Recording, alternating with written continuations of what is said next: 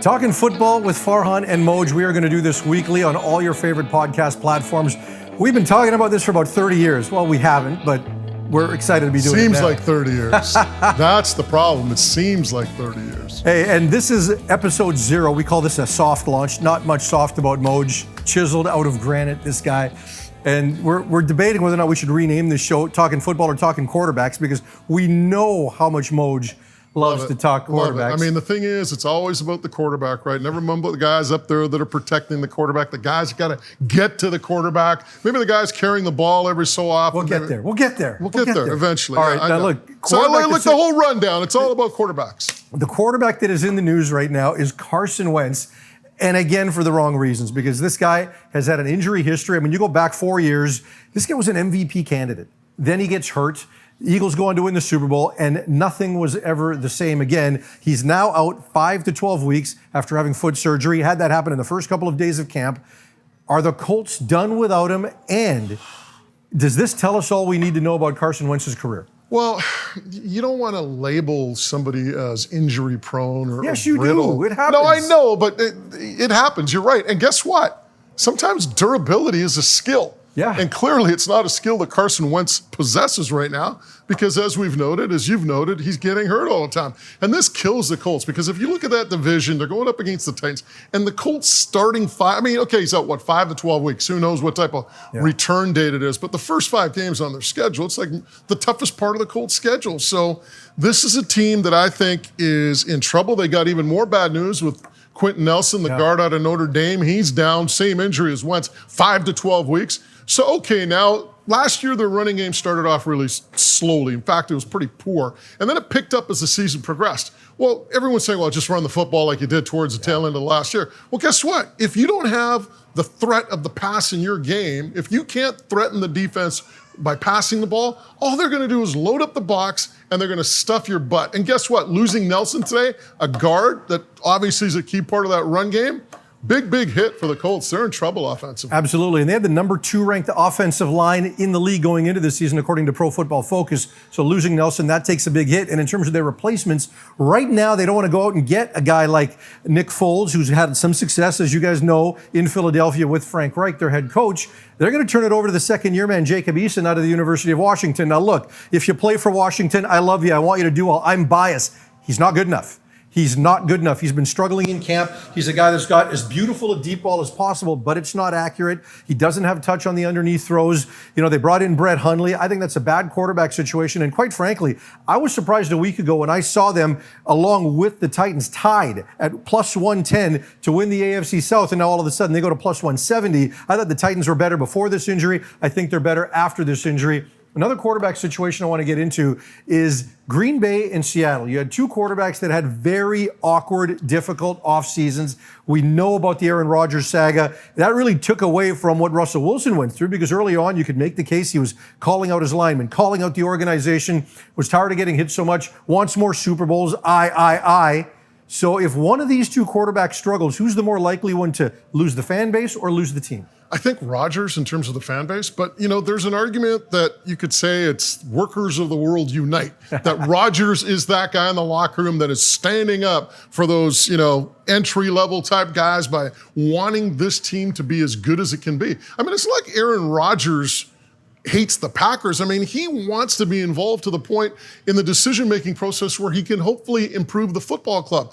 You know, court free agents. Apparently he tried going to the organization and they said, no, we don't need your help. Well, I mean, I think Aaron Rodgers has enough time in the National Football League and enough respect around the game that perhaps he should be part of that process. It's almost disrespectful in a way. So maybe Rodgers is kind of like positioning himself as a representative of that group. Now, the big question is, are those Packer players buying into it? Do they believe their quarterback is the guy who wants to be there and lead them to a championship? Yeah, and I think on the other side, I think in Seattle, as much as that market loves Russell Wilson, I do think there's a little bit of a tiring there, right? I think there's some fatigue, and I do think that if he struggles, you are going to wind up seeing a bit of a turn because there have been challenges in the locker room. Previously, the organization has really tried to work around him. They brought in some more offensive linemen this year. And again, it changed the offensive coordinator. If it doesn't work, I think he's at greater risk. I think that legendary status, Rodgers is cemented in Green Bay regardless. Real quick before we go, other than the Chiefs, Who do you like in the AFC? Who can knock them off? I just like the Titans for some reason, just because of the fact, I know they got problems on defense, and it probably will sunk them in the end,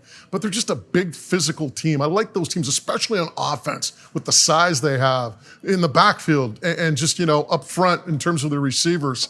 I just like that team just because of their physicality. Now, whether or not they can get it done when it matters the most with that defense, we'll find out. Yeah, I like the Titans. I think they're underrated defensively, if you can imagine, and just adding Julio Jones to that offense, I mean, that is a cast of skilled players. If Derrick Henry stays healthy this year, I think the Titans are going to give the Chiefs a run for their money. That's it for us. It's our soft blow. Whoa. See, hold on. See, the thing is, though, this is what you TV guys don't realize and us radio guys realize. TV guys, it's boom, throw to break, right? When you're in radio, you got to thank the sponsors. You do. Right? See? So Chambers Plan Group Insurance, they're our title sponsor for this show and your guys. West Coast Auto Group. We'll get into it later with specific details, but we had to get those guys in there in the opening segment. Got to give those guys some love. Thanks for tuning in, logging on, all of it. We'll catch you every week here on your favorite podcast platforms. Talking Football with Farhan and Moj is brought to you by Le Mans. Gain easy access to a diverse talent pool of fractional workers and gig masters in a simple and easy manner to get things done. Leverage time and money to your core business.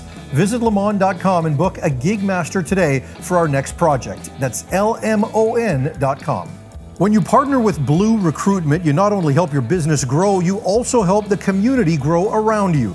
Our team works tirelessly to make sure we deliver an exceptional service because we work for you. We work for our associates. We work for everybody. Temporary staffing at its best. Contact us now at 778-928-6745. That's blueinc.com, BLOOINC.com.